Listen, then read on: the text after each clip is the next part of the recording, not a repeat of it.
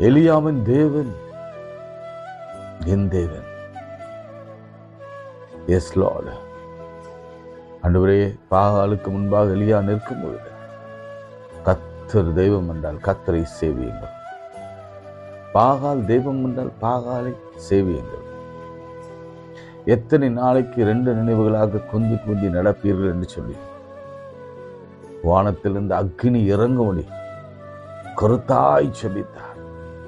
அக்னி இறங்கி வந்தது. தண்ணீர் பலிப்பீடம் எல்லாவற்றையும் நக்கி போட்டது. பாகால் தீர்க்கதரிசிகளை ஒன்று விடாமல் கொன்று போட்டார்.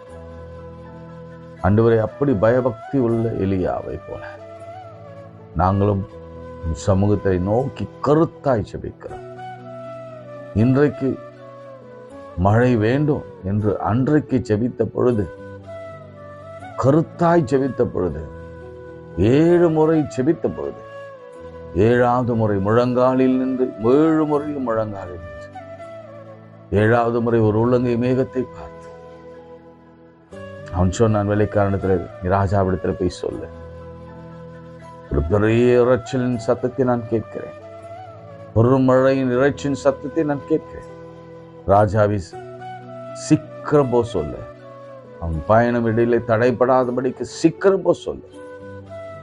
அவன் போவதற்கு முன்பாக, ரதத்திற்கு முன்பாக எலியா ஓடி முன்னே போய் சேர்ந்தான்.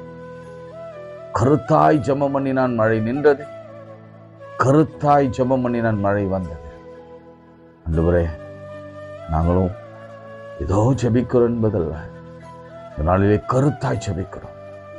ஒவ்வொருவரும் தேர்வுக்காக, ப்ரமோஷனுக்காக, டிரான்ஸ்ஃபருக்காக, கேன்சருக்காக, யூட்ரஸ் ப்ராப்ளத்துக்காக, ஸ்கின் அலர்ஜிக்காக, நுரையீரல் பாதிப்புக்காக, இருதயத்துக்காக, மூளை மண்டலத்துக்காக, செயலிழந்த உறுப்புகள் செயல்படும்படியாய், இணைக்கப்படும்படியாய், கட்டுகள் அறுக்கப்படும்படியாய், பிசாசுகள் வெளியேறும்படியாய், சாபங்கள் முறிக்கப்படும்படியாய், கடன்கள் அடைக்கப்படும்படியாய், பிசினஸ்கள் தொடர்ந்து இயங்கும்படியாய் கருத்தாய் ஜெபிக்கிறோம். எலியாவை போல கருத்தாய் ஜெபிக்கிறோம். ஆண்டவரே, நீங்க பதில் கொடுத்துட்டீங்க, ஸ்தோத்திரம். இன்றைக்கு தந்துட்டீங்க, ஸ்தோத்திரம். இயேசுவின் நாமத்தில் தேர்வு எழுதுகிற பிள்ளைகளுக்கு விசேஷ ஞானத்தை கொடுத்து நன்றி சொல்லிக்கிறோம். மரண பயங்கள் மாறுவதற்காய் ஸ்தோத்திரம். ஐசியில் இருக்கிறவங்க வெளியே வரப்போவதற்காய் ஸ்தோத்திரம்.